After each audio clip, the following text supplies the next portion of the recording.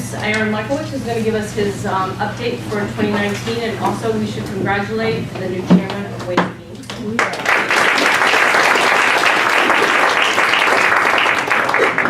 Thank you all. I appreciate the sentiment, the kind sentiments. Yeah, I just found out this afternoon that I was going to be chairing the Ways and Means on the House side. Speaker DeLeo appointed me just at 1 o'clock today, so I'm a little flustered. It's a very daunting task that's ahead of me related to a $41 billion budget. I got to write it in the next 10 weeks. Meetings are starting tomorrow morning, but I just want to assure you, first and foremost, above all else, that my district is the most important priority to me. Hands down, first and foremost, I'm not going to be able to be at as many meetings potentially, or I'm going to have to be dealing with statewide issues on a much more bigger basis. But Patrick from my office is going to be here on a continuous basis, and my main focus at the end of the day is my constituents and my district. You guys are the ones that have put me in office for a couple of terms now. And you are the ones that I love dearly and want to continue to serve first and foremost. So I just want to make that very clear off the top that there's no misconceptions. Even though I'm going to be dealing with a statewide budget, my district is going to be my #1 priority. I appreciate the opportunity to be on the agenda today. And for those that were at the council on Monday, this may be a little repetitive to some degree, but I want to just give a couple tidbits about what we did with the short-term rental legislation. Because it did get passed at the end of December. And I also want to talk a little bit about my legislative agenda, some of the things I filed before I became the chair of Ways and Means. Things have changed a little bit since then, but these bills I believe are important to our district and things that are important to our neighborhood and things that I want to keep pushing forward regardless of what chairmanship I hold. So on short-term rentals, Airbnb. We did pass a bill on December 21st. The House and Senate finally came to an agreement with the governor's amendments that he had filed after the formal session had ended. He signed the bill, I believe, December 28th. And the crux of it is that there's a taxation piece and a regulation piece and a registration piece, which is very important to us here in the North End. The taxes will go into effect July 1st. So any booking that takes place after July 1st, or I'm sorry, that takes any occupancy that takes place after July 1st, will have in the short-term rentals will have a tax that is similar to the hotel tax occupancy rate, which is 5.7 from the state issue, and then an additional 6% for the municipalities to go up to 6%. Boston has the option to go up to 6.5%. They're the only municipality that can do that. And the way we structure the bill, that if you currently whatever your hotel tax is on a municipality level currently, that will just roll right into the short-term rental tax as well. If you wanted to go down, if the municipality wanted to vote down, they would actually have to take that to a vote. So as of July 1st, because Boston, I don't anticipate them voting it down. The council can speak about that, but it'll be 6.5% on a municipality level. We also had a provision in there that I'm very proud of. Because not only were we the first state in the country to regulate, and there's been plenty that have taxed, but we're the first state to actually put regulations behind short-term rentals as well on a statewide basis. But there's a portion in there that I'm very proud of, and it will have a potential impact in Boston in particular. Is that any unit that someone registers over 1 unit? So if they have a second or third or fourth unit in the same municipality. That municipality has the option to raise an additional 3% on that individual unit, and in a portion of that money will be earmarked directly back to affordable housing in that municipality. And the reason why that's important because we've been feeling, and I think a lot of you can attest to this, that it's not necessarily the owner-occupied units that we are all concerned about per se. I mean, even though those have their own issues. But it's not necessarily those that are the main concern. The main concern is that there are multiple units. People are registering multiple units on the websites, taking up multiple units of housing and hurting the housing stock in our communities, turning things into de facto hotels. And we're not here from the state's perspective to say whether a municipality should allow that or not. The city has made it very clear under the leadership of our councilor and under the leadership of our mayor. They've made it very clear what the city of Boston is going to do, because we wanted to keep our hands away from that in terms of making those tying their hands related to it. But we do say that if you are going to do this, if you are going to allow more than 1 unit per se, then those second or third units will have an opportunity to raise some revenue that will go back to affordable housing.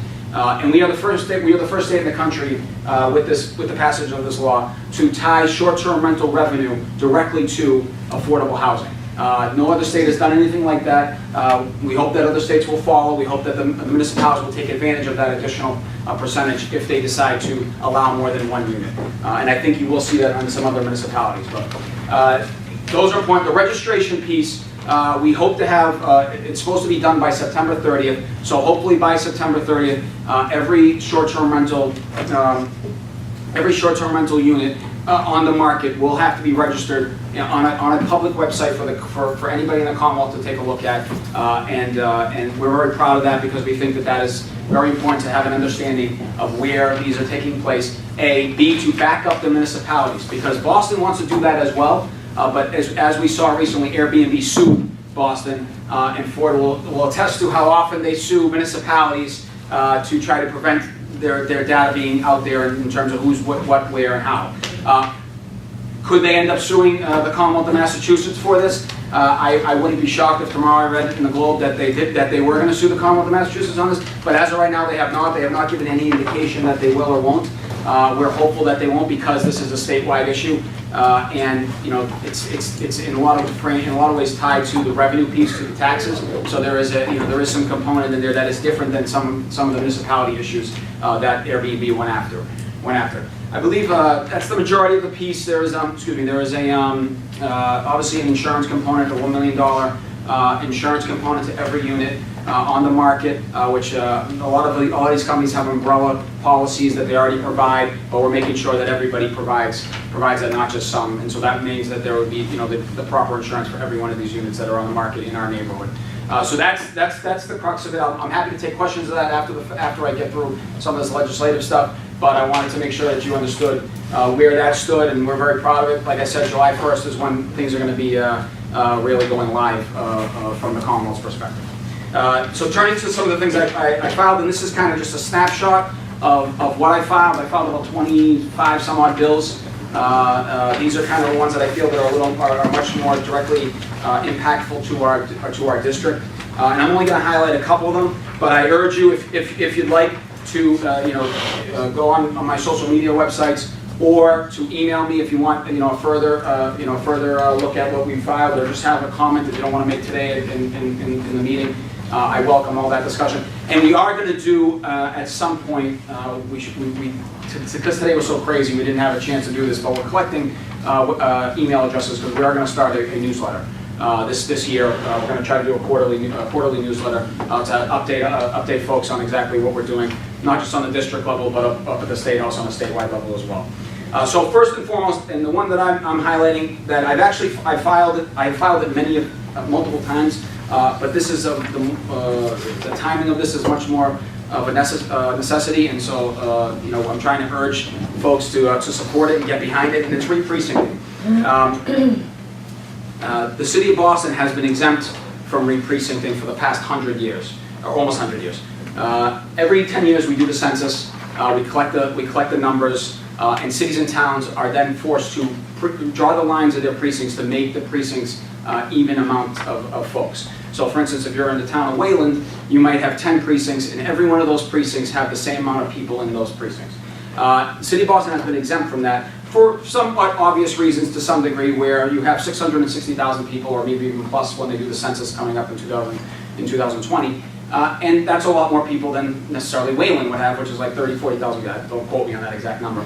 But so I don't want to disrespect anybody in Wayland in terms of how much they have. But that is, it's obviously a much more daunting task.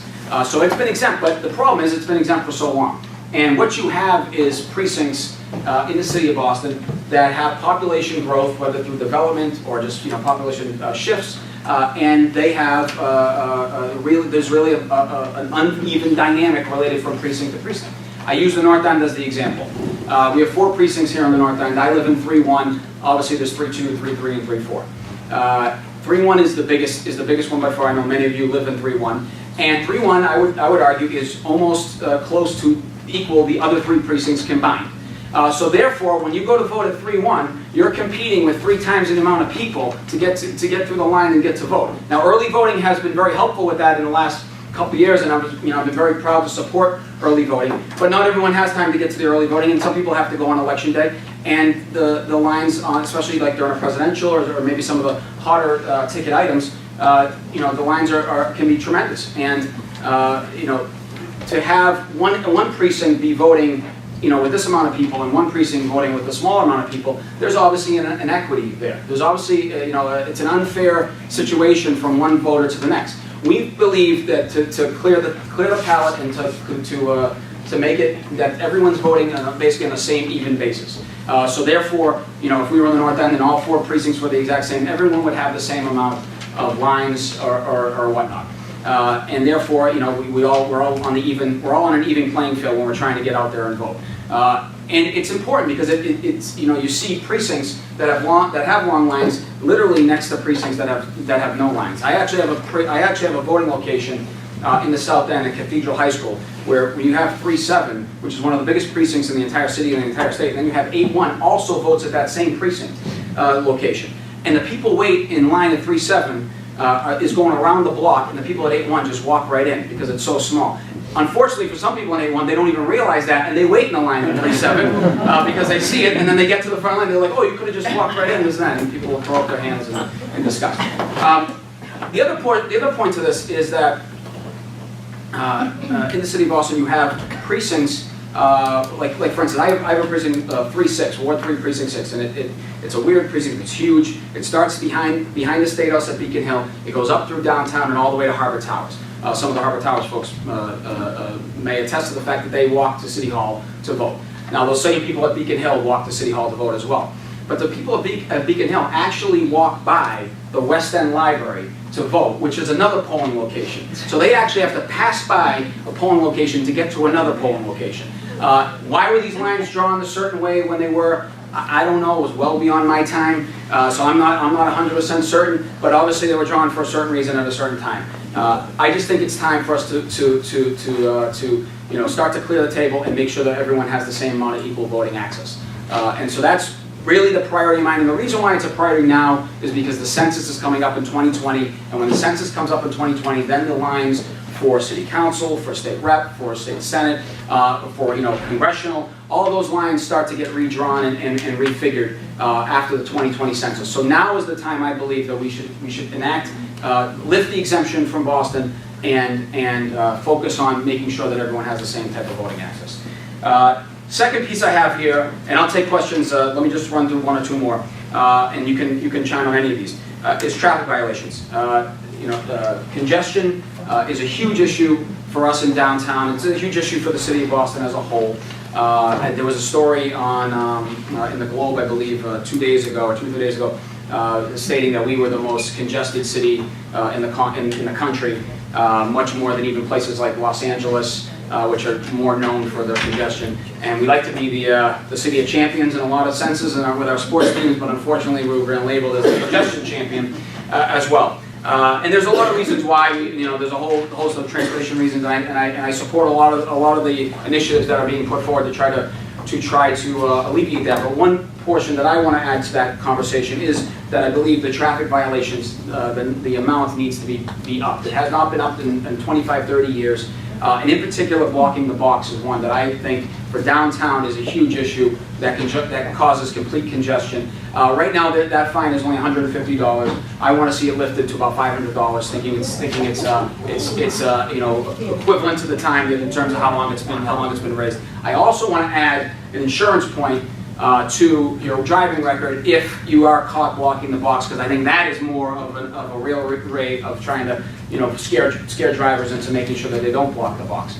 I know that the mayor has some initiatives related to this, and I support his initiatives on this, and I'm hopeful that we can pass something for this legislative session that will help improve that. Peer-to-peer car sharing, I went after Uber and Lyft, and then I went after Airbnb, so I figured let's go after a new tech company. In all seriousness, sharing peer-to-peer car sharing is a new initiative over the last couple of years that's really starting to pick up, especially for travelers coming in town and jumping on the airport, jumping in a car on the airport. And what it really is that it's Airbnb basically for your car, where you own a car, you can put your car up on a website, on a app, and have someone then rent the car out personally. You might drop the car off to them directly. They have it for a couple hours and then they give it back to you, or maybe a day or two or whatnot. It's becoming more of a popular means. Some people have, just like 4 or 5 years ago when I went to people and I said Airbnb is an issue, some of my colleagues have looked at me and said this isn't an issue. Well, the reason why it's maybe not as drastic of an issue as Airbnb certainly was, but it is an issue in the sense that there's no there needs to be codifying of insurance related to this. You have to have some rules and regulations surrounded. And in a balancing and equity issue related to car rentals and these peer-to-peer car sharing and the regular car sharing, which is like the zip cars, where no one owns the car, the company owns the car, but you rent it out. I want to add a fee to that, to the daily usage of those peer-to-peer car sharings, and I want that money to go to the MBTA to help pay for offset some of our issues. Exactly how we're going to get there and how we're going to do that, I think, is up for debate and discussion amongst the legislature. But to me, I think that would if you're going to do a fee, that's where the money should be directed to. I also want to exempt. And this is something I've tied this into this bill, but I've been filing this also like pre-precincting. I've been filing this bill for a couple of years, and that's exempting Boston and Cambridge residents from paying the traditional car fee of $10 a day that goes to the convention center. When they put that fee in there, the convention, it was 1997. The convention center had not been built. The convention center has been built, obviously, and when they put it in there in 1997, it was really a way to go after tourists coming into the city of Boston, because car sharing, whether it was Zipcar or this new peer-to-peer stuff, was never really something that was operated from a local standpoint. It was more of something that actually wasn't even around, obviously. The modes of transportation have changed over the years, and how we use our car or not use our car has changed over the years. I believe that if you're gonna, and what happens is, whether you rent a car one time or you get on one of those car sharing programs with like Zipcar, they'll charge you $10 a day for the rental car, or they'll charge you $10 for a fee for like the year for the Zip cars and stuff like that. I want to exempt Boston and Cambridge residents from that. I don't mind going after the tourists. That's fine. They don't vote for me. So that doesn't bother me. I think that Boston, and I add Cambridge as well, residents should be exempt from that fee. There's multiple other pieces to here. I want to for absentee ballots. I want to have bilingual ballots for absentee ballots. When I first got into the legislature, bilingual ballots were one of the first things I fought for Chinese Americans. Obviously, I represent Chinatown, and that was a big piece of it. But I want to expand that now to absentee ballots. If a city or town offers a bilingual ballot on election day, they should offer it during an absentee ballot situation as well. So that's another priority, man. So that's basically some of the things, and there's some co-sponsorships on the back here: climate resiliency planning, the ROE Act, wage theft, which is something I've been working on for a couple of years. And lift the cap, which we did in the House last year, but it did not end up getting done at the end of the day. But that's basically most of my stuff here. Like, again, just a snapshot of things. I'm happy to open up for questions on the Airbnb stuff or on the legislative process, or let me actually say on any neighborhood issues at all that that doesn't have to be necessarily something related to legislation. I do want to share that I, along with the councilor, testified on Tuesday in favor of landmarking of the Nazaro Center. I think that is important that we landmark it, and I think that I think we're having a great dialogue about what to do as a whole with the community. I think the mayor's initiative about trying to build a new community center or a bigger community center is a wonderful, great thing, and I'm so appreciative of it. But I want to make sure that this stays a community building of some sort. And I know that the mayor's been very appreciative of that, and I think he's been listening to a lot of us, and I think we're heading in a positive direction with that. But, awesome. Yes. I'd like to encourage you on item 7 of the gun domestic abuse and gun violence. Anything you can do to help limit gun violence would be really appreciated. Yeah, this is something we filed last session for the first time, and then we ended up doing some pieces. We've done gun control. In fact, we've done 2 bills of gun control bills in the past 4 or 5 years, and so we are moving in a positive direction. We have one of the toughest laws in the country related to gun control. But in this instance, this is something I think is is not just tied into gun control, but also tied into domestic violence. And I think it's something that, you know, would be an appropriate step. Some of the police chiefs have had some issues with it because, you know, they feel that it's putting the responsibility on them to take the gun away, and they're not necessarily sure of it.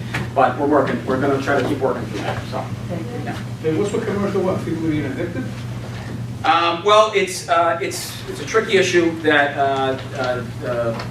Cheryl can speak to it more than I can, but me and her have been working together on this.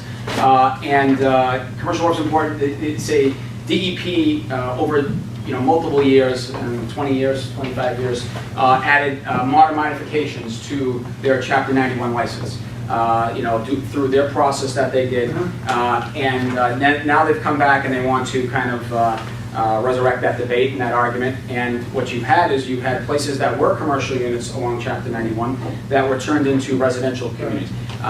It has been my position that those people bought into the circumstances in good faith, and they should not be being pushed, bullied, or whatever you want to call it, out based off of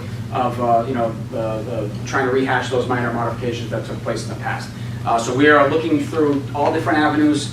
There's been a bunch of legal actions that have taken place, but for me, I think a legislative solution is possible, and it may be necessary to get that action. So that's something that we've highlighted on that, and we're gonna make sure that we're fighting for the residents of commercial work. So. Yes. You said the Zarro Center is a landmark or the exterior walls. I've said, well, the definition of, there's multiple definitions of landmark. One is whether you do the actual physical structure or what the actual. In this case, it's the exterior of the building. I think that's what that's the first step. That's the first step of conversation. I think what goes in here, I think, is the follow-up, and I think we're gonna have plenty of community debate and discussion related to what that should be. I think we've been having some of that, and I think we're going to continue to have that. So, and I'm all ears on what people believe what should go here. How we're going to be. Thank you. Any other questions, comments? Sir? Yes, sir. Any other substantive impacts of the changing of the precinct lines? Does that impact council districts or? Yeah, I mean, if we were able to get the re-precincting done before they redrew the lines of the council, which would be in 2022, because they do it a year after, I believe, after we do the congressional and the state legislative lines. So I mean, there would be the hope to try to get it done by then. That's why I'm saying the urgency of it is now, is by 2020, because that's when the census is done. Well, let me ask you a question. Are council districts an accumulation of precincts? Are they always bounded by precinct boundaries? Yeah, you can't, by the laws now, you can't cut precincts in half and say half the people are represented by one person, half the people are represented by another. The only way that a line can be moved now by the city of Boston, in our case, is if that precinct is represented, and any precinct that's touching, like where you move the line, is represented by all the same people in terms of city council, state rep, state senator, congressional, governor's council, there's a whole host of things. If the city of Boston did that most recently, I believe, on North Street and Moon Street and Lewis Street and that portion, and they moved a portion of that to the Nazaro Center, which was, I believe, it became 3-2 or 3-3. I can't remember. It might have been 3-3 actually, out of 3-1. And so you can do that, but there's only those are very small incremental changes. You're talking a couple hundred people, in essence, that you can do that to, and it's not nearly as impactful as it would be if we could kind of just set the table, as brand new. So if we end up in a different district, it won't be by precincting. It will be by the districting yes. lines being. Yeah, if you end up moving into a different district of a different elected official, that would be done through the redistricting process, which is done again for us in the legislature. That's done starting in 2021, and in the city council, I believe it starts kind of the end of 2020 into 2024. Dave Kubat, Cleveland Post. I think his name is the former Secretary of Transportation at the state level, Aloisi? Jim Eloise, yeah. Okay, he had a commentary, opinion piece in the Globe, I think it was on Monday, that I thought was excellent regarding the potential increase in the MBTA fares. And I don't know whether the legislature gets involved at all in increasing the MBTA fares, but if those fares go up, then the state legislature should increase the fees on Uber, Lyft, and those services, as well as possibly the gas tax, because the entire transportation systems greatly need more funding, and it would be terrible to push people away from the T, more people away from the T than already have fled the T to Uber and Lyft and personal cars.